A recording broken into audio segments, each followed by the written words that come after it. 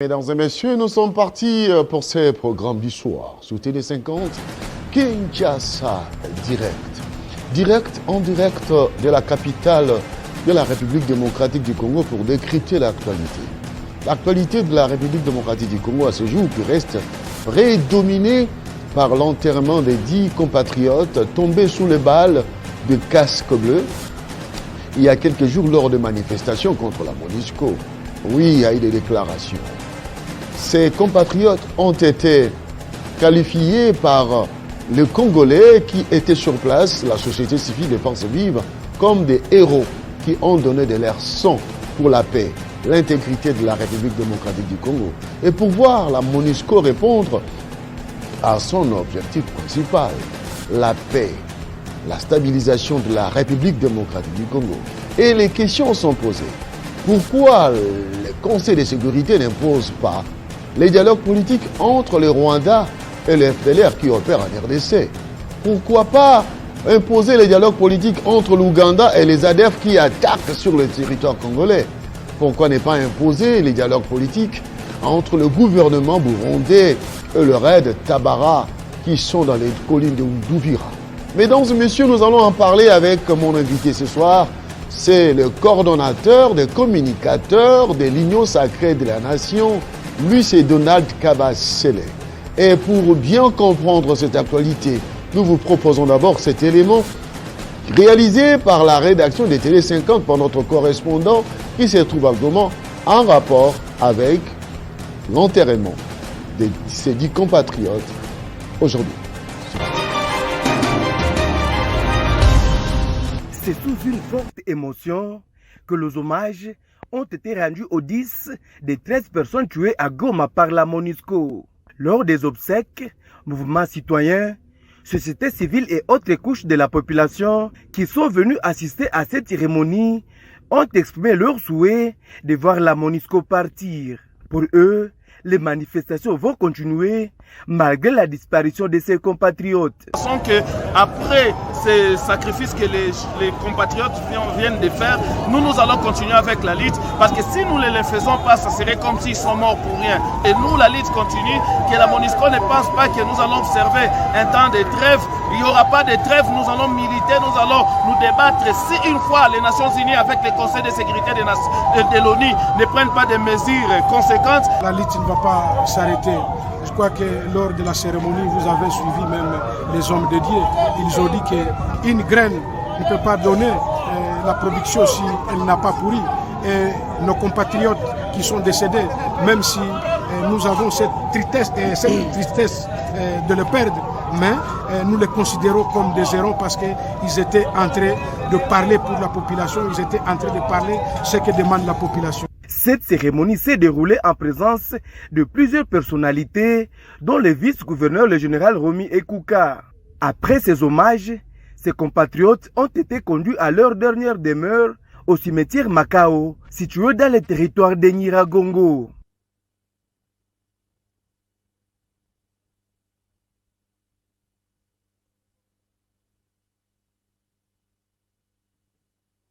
Nous sommes de retour, mesdames et messieurs, pour recevoir les coordonnateurs des communicateurs, des communicants de l'Union sacrée de la nation. Donald Kabasele, bienvenue, bonsoir. Merci, Monsieur Crispin. Merci aussi pour l'invitation. Merci à tous les Congolais qui nous suivent en millions. Vous le savez, vous l'avez déjà dit, la République est consternée en ce moment par l'enterrement de nos compatriotes qui ont été victimes de la barbarie des casques bleus de l'ONU qui sont ici au pays. Et donc, c'est dans cet état d'esprit-là que nous allons devoir échanger avec vous pour aider nos compatriotes à comprendre la situation de la plus bonne manière. Eh oui, à chaud, l'enterrement de ces compatriotes vous donne quel sentiment? Monsieur Crispin, sincèrement, en tant que République, nous sommes affectés. Nous sommes affectés dans notre amour-propre. Il y a un sentiment de vengeance par moment. Et finalement, je comprends pourquoi nos compatriotes étaient en colère contre la MONUSCO, contre l'ONU. Je comprends pourquoi. On ne peut pas s'imaginer que notre pays, qui était en difficulté de se battre avec des rebelles, qui a bénéficié de l'appui de l'ONU, qui est venu pour protéger la population civile, que cette même ONU commence à nous tirer dessus au moment où elle n'a pas su tirer sur un seul rebelle, au moment où elle n'a pas su endiguer un seul groupe rebelle depuis aujourd'hui 20 ans. Voir que ce sont ces casques bleus-là, censés nous sécuriser, qui nous abattent à bout portant, c'est un sentiment de colère, c'est un sentiment d'indignation, c'est un ras-le-bol que la population congolaise est en train d'exprimer, et je pense qu'il est plus que temps que la MONUSCO comprenne qu'elle est devenue inutile à ce jour et qu'elle doit disposer. Inutile. Non mais écoutez, l'utilité de la MONUSCO, c'est la paix. Parlons vrai, parlons bien. Depuis qu'elle est là, est-ce qu'il y a la paix? Pourquoi elle doit continuer d'être là? C'est des questions qu'on se pose comme compatriotes. On est obligé de nous poser cette question-là. Et ce n'est pas sorcier de le faire. Moi, je pense que dans toute organisation humaine, il y a des actes qu'on pose, il y a des évaluations qu'on fait. Même pour notre gouvernement, notre pouvoir, il y a la redevabilité qui va nous obliger, en tant que gouvernants, de revenir auprès de notre peuple pour lui dire qu'est-ce qu'on a fait. À ce moment-là, on peut s'imaginer mériter une deuxième chance de notre peuple. Alors comment voulez-vous, M. Crispin, qu'aujourd'hui, avec tous ces échecs, qu'on ne se pose pas de questions sur l'impact des opérations menées par la MONUSCO, l'évaluation de la situation sécuritaire générale, et moi je pense qu'ici il faut coter, le bilan de la MONUSCO en RDC est largement négatif. Il est négatif d'autant plus que elle commence à s'illustrer par les violations des droits humains. La vie humaine, elle est sacrée, nous apprend-on. Ça a été la MONUSCO qui nous a toujours appelés à l'ordre. À l'époque où on avait des dictatures dans ce pays, la MONUSCO était là à compter les morts, elle était là à identifier les différentes violations des droits humains et à dire ce que les Nations Unies attendaient de la RDC, à rappeler la charte de l'ONU. Mais est-ce que la MONUSCO respecte la charte de l'ONU? Cette charte qui veut du respect des droits humains, de la démocratie, des libertés et qui prône l'égalité des États dans le monde. Est-ce que cette charte est respectée? Est-ce que il y a eu manipulation pour les manifestants qui ont aujourd'hui ces manifestations qui ont abouti à des morts? On parle même des 36 morts. C'est trop de morts pour les Congolais comme ça. Est-ce qu'il y a eu manipulation de la classe politique, des politiciens qui ont manipulé les pauvres Congolais pour manifester, ou c'est un mouvement spontané?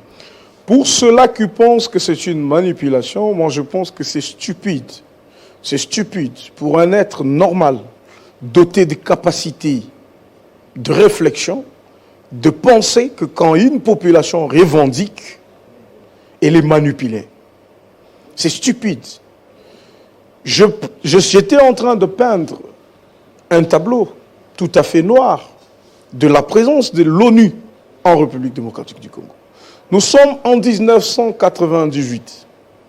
En 2000-2001, officiellement, l'ONU nous apporte son soutien. Aujourd'hui, en 2022, est-ce qu'il y a la paix à l'est du pays? Ce sont des questions simples, mais qui disent tout. Est-ce qu'il y a la paix? L'ONU est venue pour nous aider à avoir la paix, à imposer la sécurité. J'ai dit la charte de l'ONU. Quand vous lisez le chapitre 7, on dit que l'ONU a la capacité de mettre en place des mesures coercitives pour imposer pas pour négocier, pour imposer la paix et la sécurité dans le monde. Nous avons en RDC la plus grande force de l'ONU, plus de 23 000 casques bleus déployés, sans compter le personnel administratif. On dépense par année 1,2 milliard de dollars pour ces 23 000 personnes. Et d'ailleurs, au moment où la RDC avait un budget de 4 milliards pour 80 millions de compatriotes, l'ONU, la MONUSCO, elle, avait 1 milliard pour 23 000 personnes. Tous ces moyens sont déployés. Il y a des drones, il y a des armes de repérage, il y a tout ce qu'il faut pour non seulement avoir des informations, l'opposition des rebelles, mais les réprimer aussi. Tous ces moyens de coercition sont à la disposition de l'ONU. En plus de ça, il y a eu une résolution qui a été votée, qui a doté de la brigade d'intervention de la MONUSCO, de l'ONU, de différentes capacités d'intervention. Ils sont en droit aujourd'hui de faire des opérations militaires. Mais tout ça, 20 ans après, est-ce qu'il y a la paix? Alors, quand un compatriote ou les compatriotes se disent « trop c'est trop », nous comprenons que c'est l'échec et nous demandons votre départ. Est-ce que pour autant, vous allez attenter à la vie des innocents? Vous allez tuer quelqu'un parce qu'il vous a demandé de partir? Est-ce que c'est ça que l'ONU enseigne? C'est ça que la charte de l'ONU enseigne? Que quand la force onusienne est déployée et que la population demande à cette peuple, à cette mission de se retirer, on doit tirer dessus pour faire 36 victimes de pères de famille, de mères, des enfants. Et vous vous imaginez que c'est l'ONU qui a fait ça? Vous voulez que cette population reste calme? Que cette population ne dise rien? Au moment où ces rebelles, M. Crispin, ont tué plus de 10 millions de compatriotes. C'est un carnage, moi je me dis. Imaginez-vous la Deuxième Guerre mondiale. On parle d'un bilan approximatif de 20 millions de morts à la Deuxième Guerre mondiale. Mais après la Deuxième Guerre mondiale, 1945, c'est le plus gros bilan humain dans le monde. Ce que la RDC a vécu. Au Rwanda, nous avons vécu les génocides. On parle de 800 000 morts dans les génocides rwandais. En RDC, on parle de 10 millions de morts. Vous avez déjà entendu parler des génocides? Vous avez déjà vu quelqu'un ou un groupe armé condamné pour crime contre l'humanité? Il n'y a pas de gens punis dans le massacre qui s'est fait en RDC. Et pourtant, ça compte 10 millions de morts. Pourquoi ces deux poids, deux mesures? Pourquoi? Alors, la RDC se trouve aujourd'hui orphelin, victime de l'hypocrisie de l'ONU, du Conseil de sécurité. Nous sommes seuls au monde. Monsieur Crispin, vous savez, cette situation, elle est complexe. Nous sommes seuls. Les Nations Unies ne considèrent pas les Congolais. Certaines puissances nous prouvent qu'ils n'ont pas de l'amour pour nous, humains.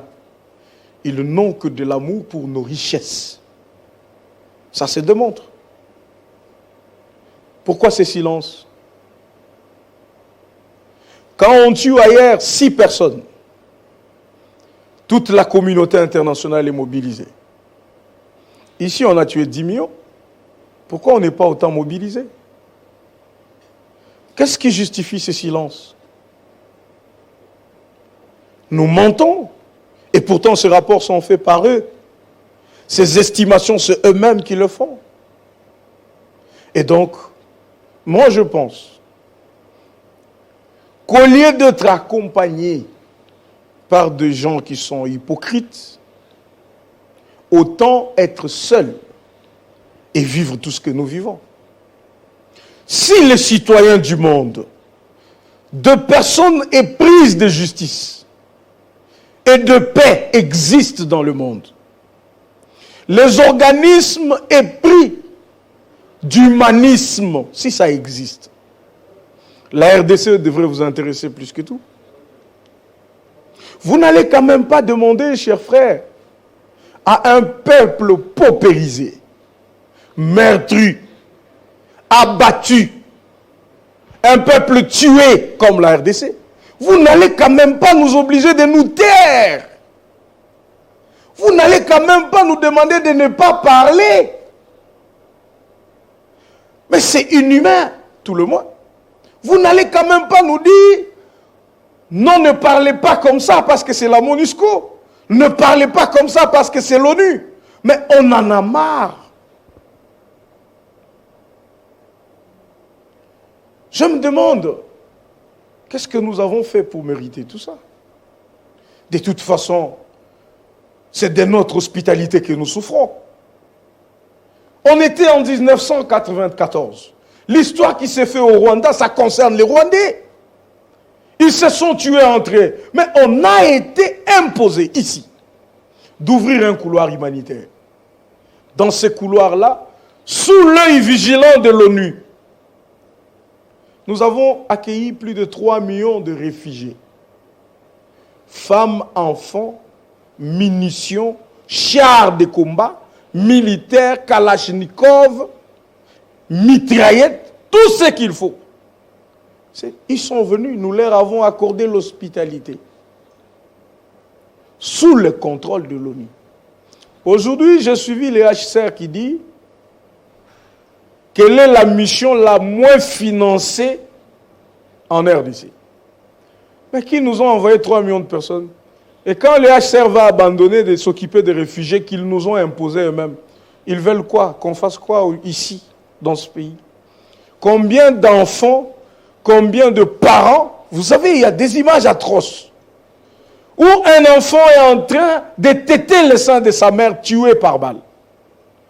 Ça circule sur des réseaux sociaux. Ça circule à travers le monde.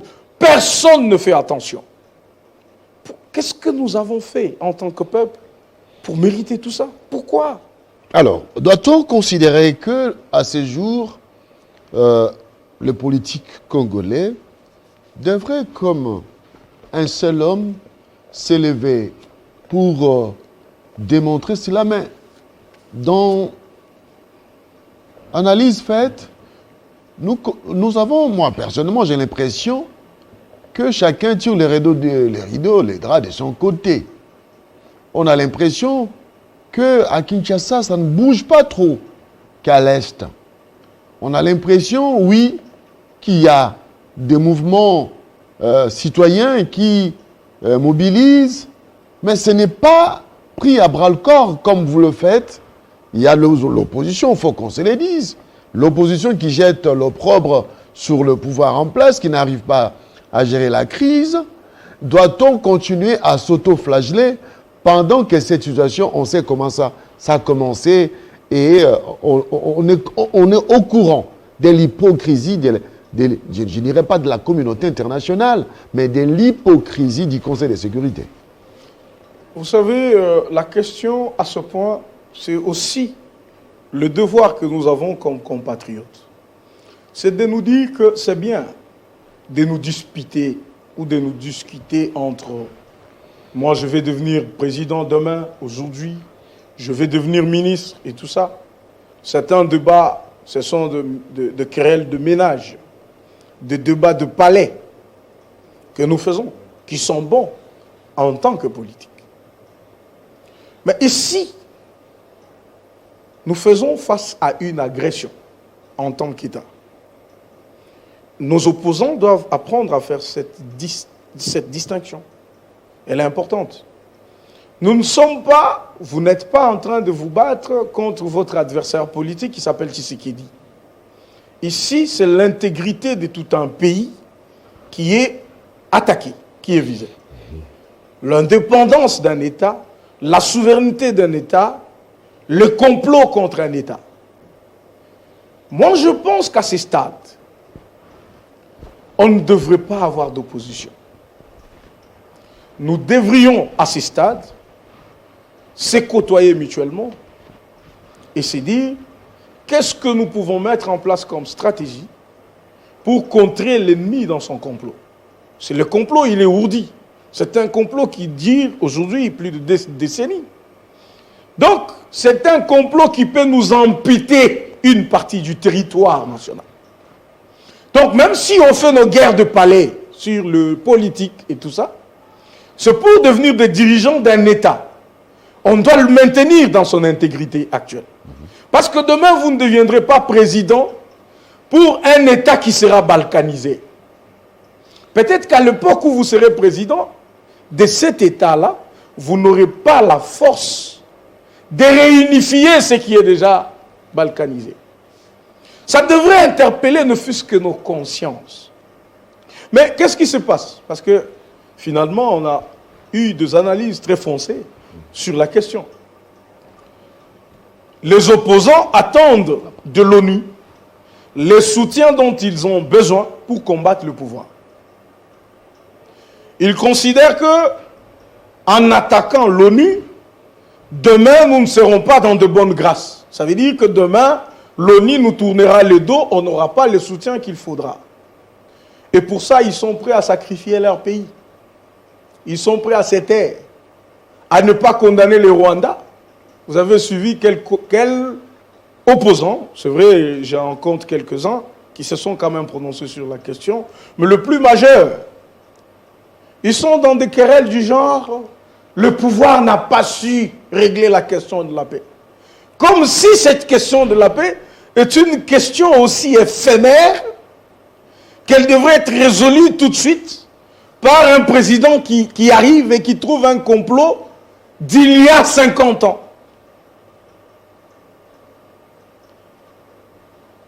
Vous vous rappellerez, le conflit ici n'est pas le premier. On a été, une fois, c'était en 60, vous vous rappelez, avec la sécession katangaise 59, on est en train d'avancer vers 60, on instrumentalise le politique, et finalement, les Katanga étaient déjà un État. Au Katanga, il y avait déjà un ambassadeur belge affecté de la Belgique dans l'État qu'on appelait le Katanga. C'était déjà signé. C'est le complot, ok, tout était bien. Il y avait déjà un gouvernement au Katanga. Lumumba, dans sa clairvoyance, va se dire, il faut que j'appelle l'ONU. L'ONU était arrivée, mais le conflit n'était pas fini. Il lui fallut que Lumumba appelle les Russes pour que les Russes viennent et imposent l'unification du pays. Et la sécession s'était arrêtée. Et c'est ça qui lui a coûté la mort. Ça lui a coûté la mort parce que quand vous abordez la question dans ce sens, ceux qui se disent des démocrates, des respectueux des droits humains, par excellence, ils vont vous tuer. Alors, est-ce que nous devons rester naïfs à ce point? Alors, au regard de la répétition de l'histoire, vous parlez de Lumumba qui, en 1960, avait fait appel à l'URSS pour endiguer la rébellion. Mais aujourd'hui, nous sommes, le Bunagana est sous occupation du Rwanda, avec ses sous-traitants du M23. À côté, il y a la MONUSCO qui ne fait absolument rien et la population est en furie pour démontrer qu'elle est vraiment en colère contre la position de la MONUSCO qui laisse faire le M23, les terroristes du M23.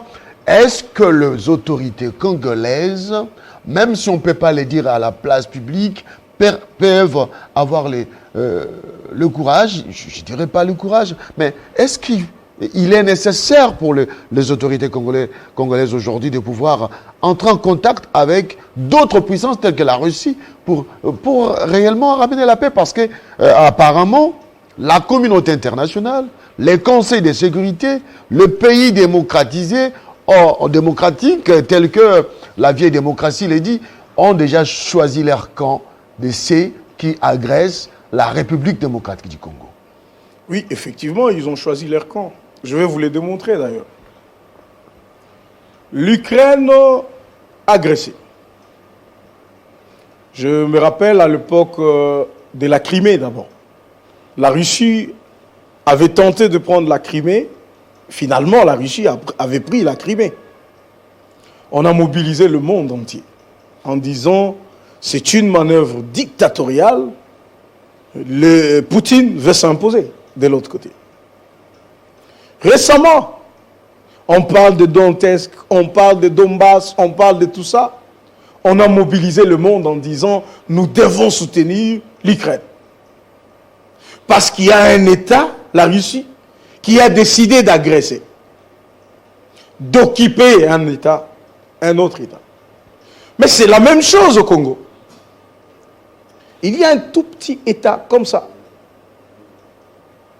qui a décidé d'agresser la RDC, qui occupe une position ici dans notre pays. L'ONU le sait, le Conseil de sécurité le sait, les États du monde, les États puissants le savent. Mais qu'est-ce qu'ils font? Ils ne font rien. Ils observent, ils ne parlent pas. Alors, qu'est-ce qui est très essentiel en Ukraine qui ne l'est pas en RDC? C'est quoi la différence? Pourquoi quand c'est l'Ukraine qui est agressée, on se mobilise, on sanctionne, on prend des mesures? Pourquoi quand c'est la RDC, on ne le fait pas? Alors, si par exemple, parce que c'est notre population qui le veut, il faut toujours le dire. Maintenant, c'est la population qui s'engage dans ce front. La population qui accepte de mourir. D'ailleurs, je dois rappeler à nos amis, nous sommes un État de plus de 90 millions d'habitants. On parle même de 100 millions d'habitants. Imaginez la colère des 100 millions d'habitants. Il ne restera peut-être que poussière si cette population s'énerve. Alors pourquoi on ne peut pas anticiper et gérer tout ça maintenant? Pourquoi on veut que la population s'enflamme? Maintenant que la population a déjà pris cet élan, on a tué 36 compatriotes. J'ai suivi à travers votre élément comment la population dit que nous enterrons et nous reprenons la rue. Donc l'ONU va encore tuer. Alors vous savez, quand vous tuez aujourd'hui, demain vous tuez, alors la population peut se dire, monsieur, tuez-nous tous. Imaginez que 100 millions de personnes décident que vous les tuez. Je ne sais pas qui va gagner la bataille. Si ça sera l'ONU ou ça sera la population. Alors pourquoi nous sommes dirigeants, nous? C'est pour suivre le peuple. Nous avons tout fait pour gérer, pour contenir cette désapprobation populaire. On a mené toutes les batailles diplomatiques. Le président de la République défend la MONUSCO. Il défend l'ONU.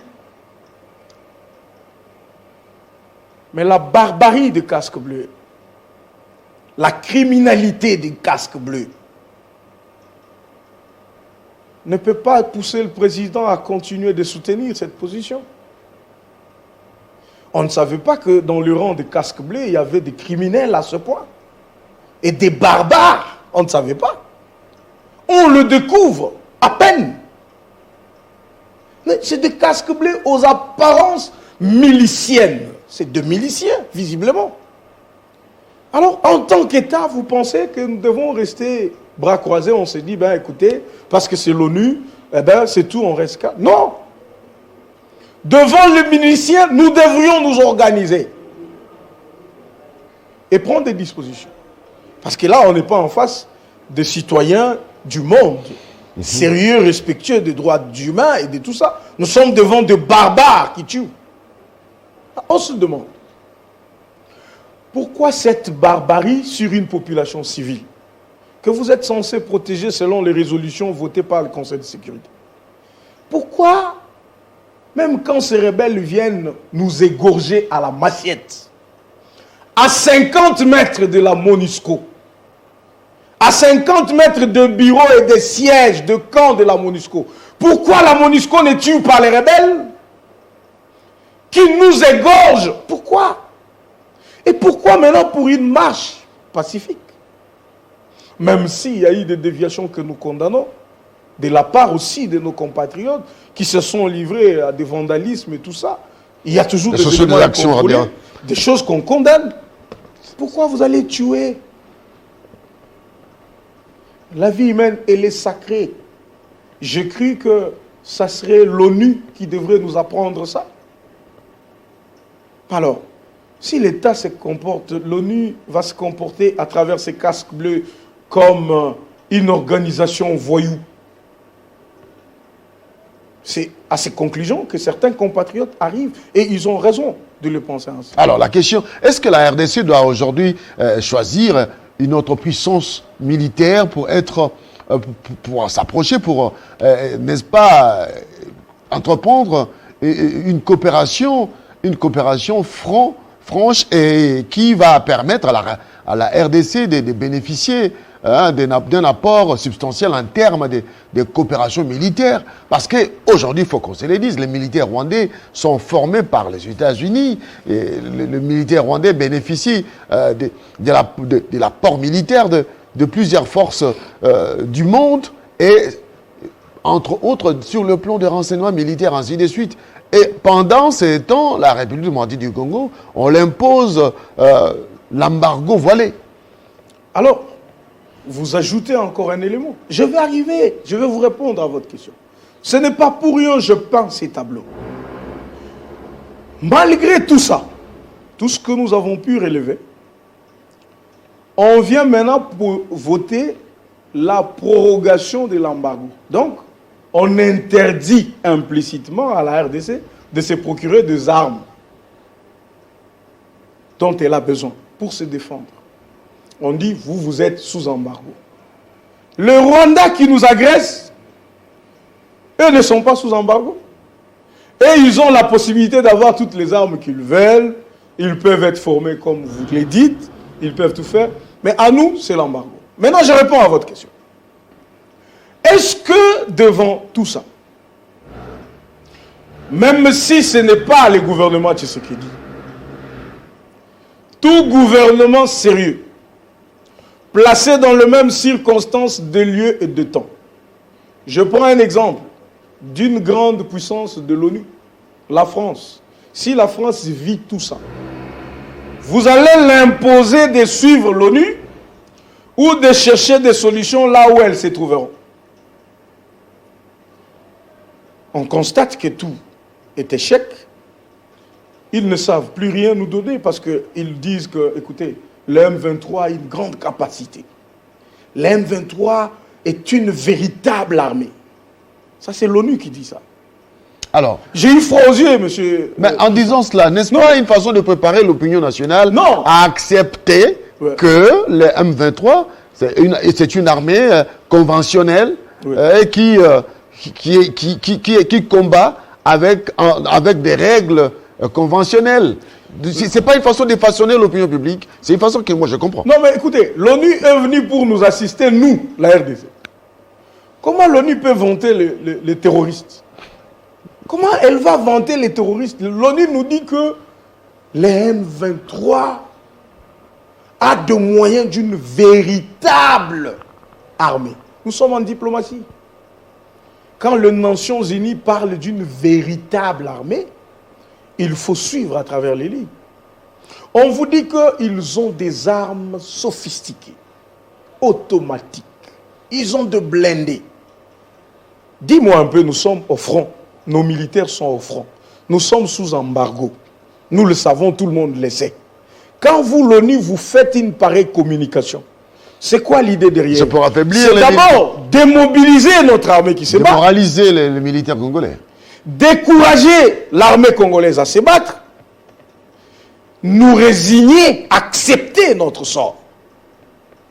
Pourquoi c'est l'ONU qui doit jouer ce rôle? C'est là où c'est suspect. Mais l'ONU, comment vous avez su qu'ils ont toutes ces armes? Et pourquoi vous ne les condamnez pas? vous ne condamnez pas. Alors. Vous dites qu'ils ont de véritables armes. Et on vous dit que ces gens tuent les Congolais. Donc l'ONU, la MONUSCO était un cheval de Troie pour la RDC. Moi, je pense, je l'ai toujours dit.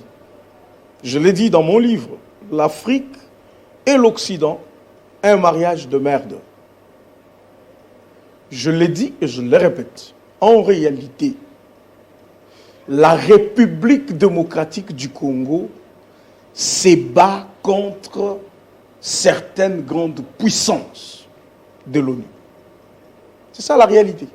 Le Rwanda, c'est une marionnette. Tous ces pays voisins, ce ne sont que des valets.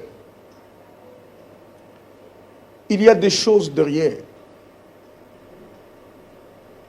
Parce qu'on ne peut pas comprendre que nous sommes agressés. Alors nous, Congolais... Nous sommes occupés, oui. mais on ne condamne pas.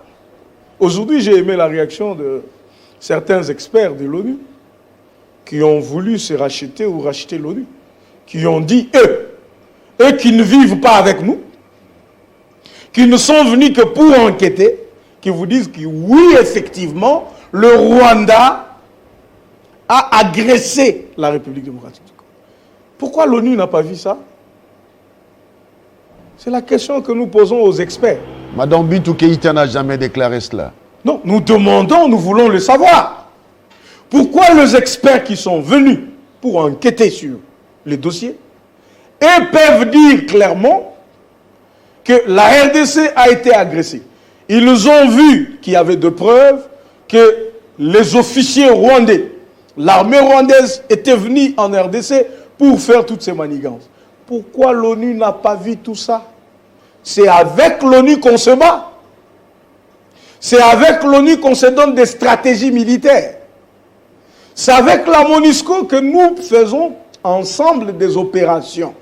Comment la MONUSCO n'a pas vu ce que les experts viennent de voir? La MONUSCO est complice. Et elle est hypocrite. Et cette hypocrisie n'a que trop duré. Donc, pour répondre à votre question, je maîtrise très bien votre question. Est-ce que la RDC peut se tourner devant d'autres puissances? Mobutu, un ancien président, avait dit, même s'il faut pactiser avec le diable pour refaire l'unité du Congo, il le fera. Félix Tshisekedi a dit qu'il se sentira président de la République quand il aura résolu la question de l'insécurité à l'Est. Et il était prêt pour y laisser même sa propre vie. C'est un président engagé. C'est un président qui démontre qu'il est là pour son peuple. Il va se battre. Il utilisera tout le moyen nécessaire à sa disposition pour sauver son propre peuple. Parce qu'on ne va pas rester dans le trou dans lequel nous sommes plongés jusqu'aujourd'hui.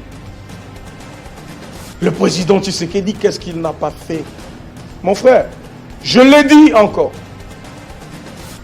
qu'il est le seul président de la République qui n'a pas eu besoin de l'aide de l'ONU pour être président de la République. C'est important de le rappeler. Dans l'histoire politique de notre pays, nous connaissons comment chacun est devenu président de la République. Même si on dit il y a élection et tout ça, on sait.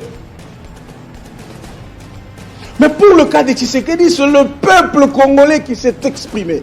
Au moment où, publiquement, tout le monde pouvait voir et regarder, il n'a ni le soutien de l'ONU, ni de qui que ce soit. Donc il paye malgré ça, ouais. Il est parti voir l'ONU. Il est parti voir toutes ces puissances pour leur dire que vous pouvez venir, on peut travailler pour le développement et la paix de notre pays. Mais malgré cette bonne volonté, nous sommes payés en monnaie de change. C'est-à-dire qu'il faut changer de cap. Le cap, le gouvernement a tout un programme, rassurez-vous. Nous le ferons dans le respect de notre constitution et des lois de la République. S'il faut pactiser avec d'autres États, comme on le fait avec le Kenya, avec les autres groupes régionaux, on peut imaginer aussi d'autres coopérations. Merci beaucoup. Même avec le Russe, si vous voulez, Moi, je pense que tant que cela peut nous donner la paix, peut nous donner la sécurité, peut tout nous donner, eh ben, c'est la paix qu'on recherche. L'ONU est venu, c'est pour la paix. Si cette paix, on peut la trouver avec un autre État, avec une autre puissance, ou si l'ONU peut prendre conscience, c'est aussi une possibilité.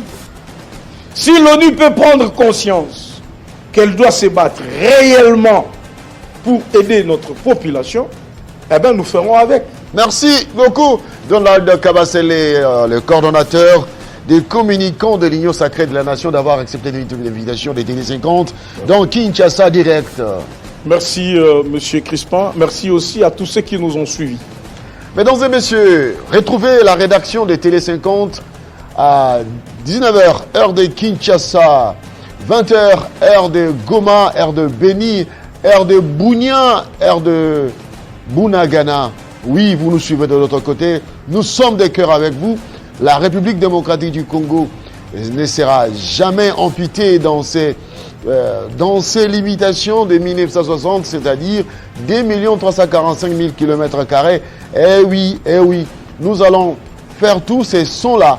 Les dires de Donald Kabasele, le gouvernement a un plan. S'il faut partiser avec les diables, comme l'avait dit le feu président Mobutu Sese Seko, pour la paix, pour l'intégrité, pour garder l'unité nationale, Mobutu l'avait dit, est-ce que jusqu'où ira le président de la République et le gouvernement de la RDC pour sauvegarder l'unité nationale?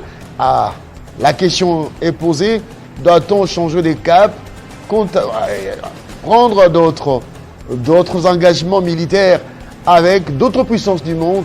Eh bien, ce sont des questions de géopolitique qui doivent être analysées par des stratèges du gouvernement, parce que la paix se gagne, comme l'avait dit le feu Mzé Laurent Désiré et Kabila Derez Mémoire. Mesdames et messieurs, au revoir.